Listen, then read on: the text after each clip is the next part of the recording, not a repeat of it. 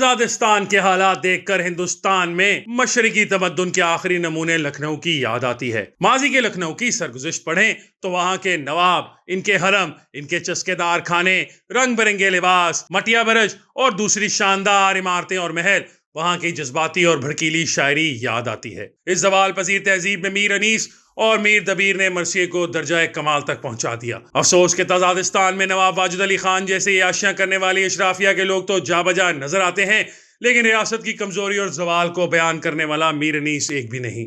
آپ کراچی، لاہور اور اسلام آباد میں دیکھیں، سب سے زیادہ رش کھانوں کی دکان پر ہے۔ لائبریریاں اور میوزیم بھاں بھاں کر رہے ہیں۔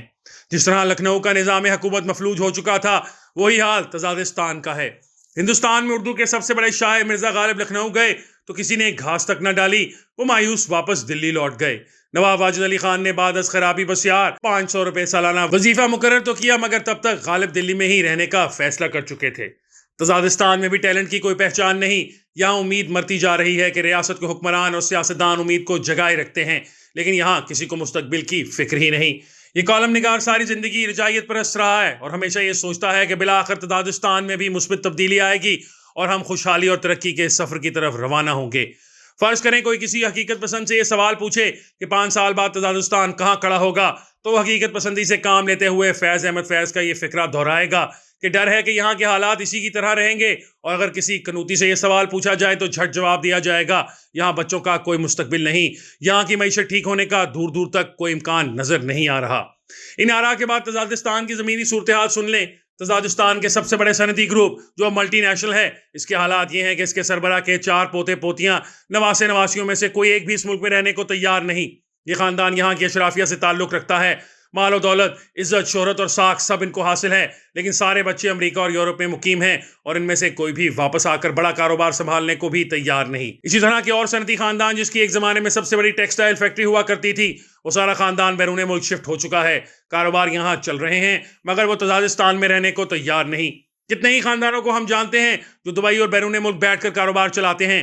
لاکھوں افراد بیرون ملک جا کر مقیم ہو گئے۔ جو بچے باہر پڑھنے جا رہے ہیں، ان کے لیے یہاں مواقع نہیں، اس لیے وہ وہیں کے ہو جاتے ہیں۔ اور تو اور ملک ریاض جو حکمران اشرافیہ کو ڈیل کرنے کا فن بھی جانتے ہیں، کئی سال سے بیرون ملک مقیم ہیں۔ سوچنے کی بات ہے کہ ایسا کیوں ہوا، کیوں ہو رہا ہے، اور اسے روکا نہ گیا تو تزادستان میں رہ کیا جائے گا۔ گزشتہ لکھنؤ میں تماشا اور تماشا گیری اساسی کردار رکھتی تھی۔ کہا جاتا ہے کہ لکھنوی کلچر میں سمندر جیسی گہرائی نہ تھی، یہ بند معاشرے کے جوہر جیسا کلچر تھا، یہ انحطاط کا کلچر تھا۔ آج کے تزادستان کی سڑکوں اور پارلیمان میں ہونے والی گفتگو کیا کسی تماشے سے کم ہے؟ جس معاشرے میں عورتوں اور اقلیتوں کو گھیر گھار کر نشانہ بنایا جاتا ہو، وہ زوال پذیر معاشرہ ہی ہوتا ہے۔ لکھنؤ میں سطحی جذباتیت کی فراوانی تھی، یہی حال تزادستان کا ہے۔ حالیہ الیکشن میں لوگوں نے جوش و خروش سے حصہ لیا، لیکن نہ کسی نے سیاسی جماعتوں کے منشور پر توجہ دی، نہ کسی جماعت کے ماضی کی کارکردگی پر بحث مباحثہ ہوا، اور نہ ہی مستقبل کے منصوبوں پر کوئی لے دے ہوئی۔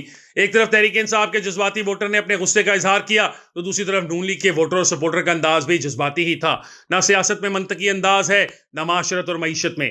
نتیجہ کیا نکل رہا ہے؟ کوئی بھی قومی معاملہ سلجھ نہیں رہا، بلکہ ہمہ جہت الجھاؤ بڑھتا ہی جا رہا ہے۔ توقع تھی کہ انتخابات کے بعد ماحول بدلے گا، مگر فضا اور بھی مسموم ہوتی جا رہی ہے۔ سچ لکھیں تو ایک جماعت گالیوں پر اتر آتی ہے، دوسری جماعت کہتی ہے یہ فلاں کا حامی بن گیا ہے، اور طاقتور سمجھتے ہیں کہ یہ پٹری سے اتر رہا ہے، اسے دوبارہ پٹری پر چڑھایا جائے۔ جب معاشرہ اس طرح کی تقسیم کا شکار ہو جائے تو یہ زوال کی طرف بڑھنے کی ہی نشانی ہوتی ہے۔ آج کی جدید دنیا میں ریاست کو مثبت رخ دینے کے سب سے زیادہ ذمہ داری سیاستدانوں کی ہوتی ہے۔ پاکستانی عوام نے ووٹ دے کر سیاستدانوں کو اختیار دے دیا ہے کہ ریاست اور عوام کی تقدیر کا فیصلہ وہ کریں۔ اب اگر یہ سیاست انا پرستی اور اقتدار پرستی کے پنجروں میں بند رہی تو یہ قوم بھی اسیر ہی رہے گی، اسے کبھی آزادی نصیب نہیں ہوگی۔ کاش کوئی ایک فریق صرف 5 سال کے اقتدار کی قربانی دے دے تو معاملات مثبت رخ اختیار کر سکتے ہیں، مگر بلی کے گلے میں گھنٹی کون باندھے؟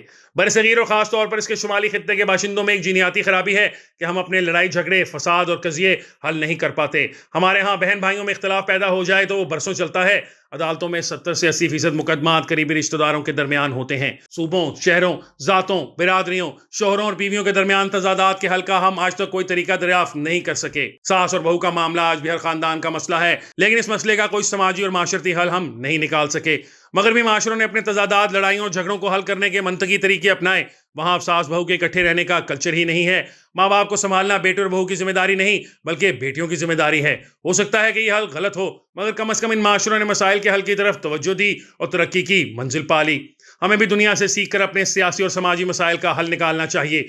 हो सकता है कि यह हल ठीक ना हो, इन पर फिर सोचा जाए और पायदार हल की तरफ बढ़ा जाए, लेकिन यह तरीका कि हमने किसी मसले को हल नहीं करना दरअसल जवाल की तरफ ले जाता है। आज हम जिस मोड़ पर आ गए हैं, इसके बाद गहरी खाई है। अगर हम लखनऊ वाली जज्बातियत पर ही गामजन रहे तो फिर कोई हमें गिरने से रोक नहीं सकेगा। अगर हम आज भी मंतकी अंदाज में सियासत और माशरत के बड़े मसाइल का हल निकालने में यकसू हो जाएं तो हमारा जवाल रुक जाएगा और हो सकता है कि इसके बाद हमारा अरूज की तरफ सफर शुरू हो जाए।